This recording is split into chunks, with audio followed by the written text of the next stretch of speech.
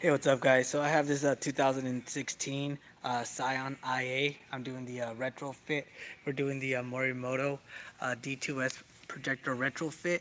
So I was already able to get these ones aligned. I haven't sealed it up yet because I need to finish cleaning up the sides, and then also I need to make sure that this ring is not going to go anywhere. So that's the first one. I'm actually a little upset because I've been here since 9 in the morning working on this one, and uh, and I ended up having to redo. Excuse my mess. I'm trying to keep this all together here. We have this headlight that actually ended up going bad on me. Not bad, but I didn't like the coverage on it. There was because of the way that it's shaped. I had to get the top and the bottom over here, so I left it like that. I didn't want to get any runs, and then I didn't want to get any drips. So, anyways, I actually made it really hard on myself, and I ended up having to take off all the paint that I put on there and redo it. It's already 10:30. This is the second day that I have the customer's car. I should have already turned it in by 6. It's pretty much thanks to like the retrofit source and obviously their products. This is pretty much plug and play. Yeah, the hole just has to get widened up here in the back, and then you have to be able to have room for these. So that was a challenge there because obviously I had to like cut this off, which wasn't a big deal, but you try not to take as much. Um, and then you take little, you take little bit at a time. Sorry, I can't even talk. So, anyways, every single time that I'm ready to paint, I always realize that there's like paint coming off. So I ended up having to use this plastic blade to try to get some of these corner paints over here. I threw it in the oven. Obviously, started getting a little bit baked, but I don't know if that's from the back of it or if it's because I threw it in the oven at 225. Anyway, it's gonna get painted black, but I just had to keep note of that. I wanted anything of the paint thinner that I was using to come off and dry because I need to paint it tonight. I don't want to waste another day, especially like when the customer's without his car and that's his daily. So luckily he has some friends that was able to help him out. Anyways, so this is the shroud that we ended up using over here, which actually is the first time that I've seen it. It's really cool.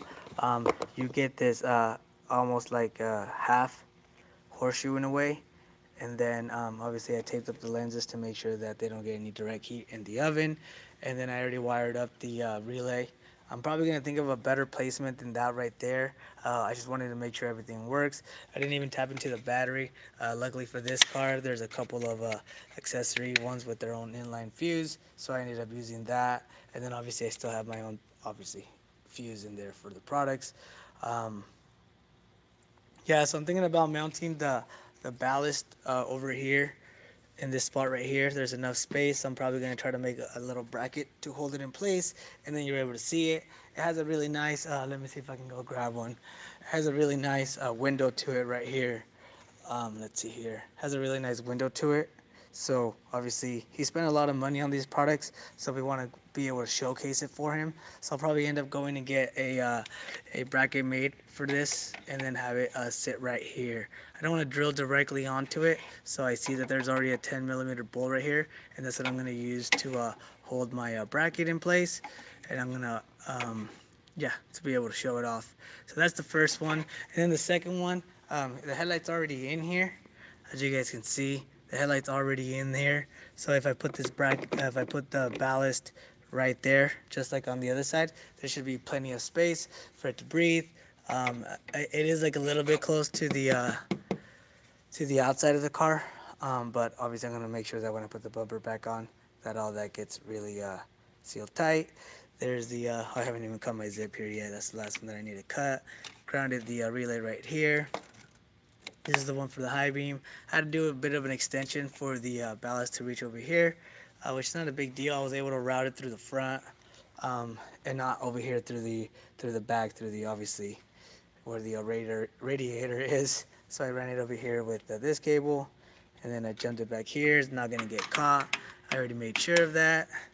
And then it goes around, and then obviously back with the factory harness, and I followed over there. So yeah, so the only thing that I don't like is this mount that I chose. Obviously not a mount, but I just zipped that up for right now. I'm probably going to try to move it over here. And then other than that, I have to still go back around and pinch just a little bit tighter all the way around the edges. Should do that right now since the oven is on. And then for some reason I made a lot of dust today, so I have to go back, undo all of this, and wipe it all the way down. He kept his turn signal stock. Let me go ahead and do a quick little mock-up. How to keep the door closed. I got some interesting customers today. So there's the turn signal. Oh, actually the parking light. So we get this nice LED half ring, and then we get the nice amber, the nice contrast with the amber, which is a parking light, and then that's a parking light, and then that's also a parking light, and it's also a turn signal. So that's pretty cool. And then we'll go ahead and show you guys the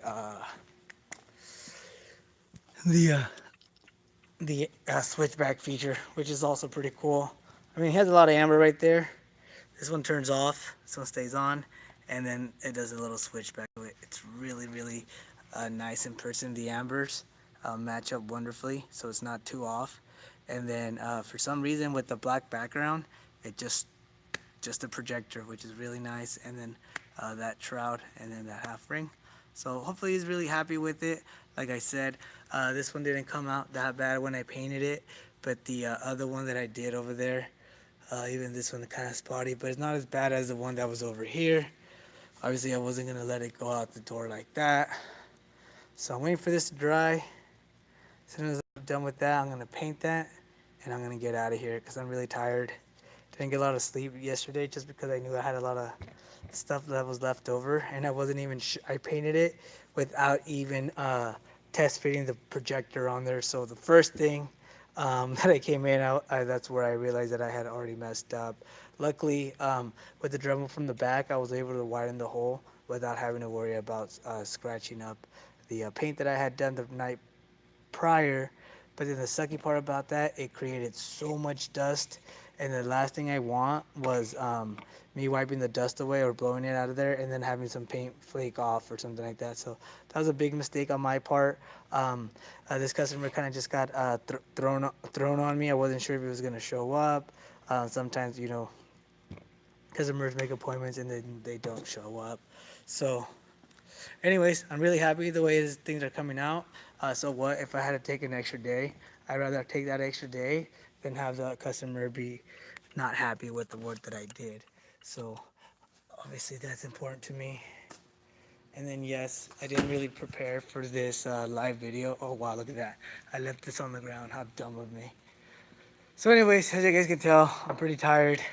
Got the initial markings of where I have the car. Got the 25 feet. And then we got the headlight markings. So got the bumper over here. He has a front bumper guard, so it's not directly on the carpet.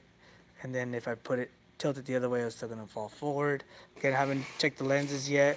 I'm gonna go ahead and take a look at those in a little bit. I totally forgot, I might even have to paint this shroud right here to match that shroud, so that's going to be interesting. But I don't think I talked to the customer about that. I think he just said to leave the back one alone. You can see I've been using paint thinner, Glue Gun, just to remove some of that old paint. The nice thing about this customer was that he brought me everything, even the branded resealing glue, so that was really cool. So yeah, I'm going to paint, and then hopefully I'm able to go home soon.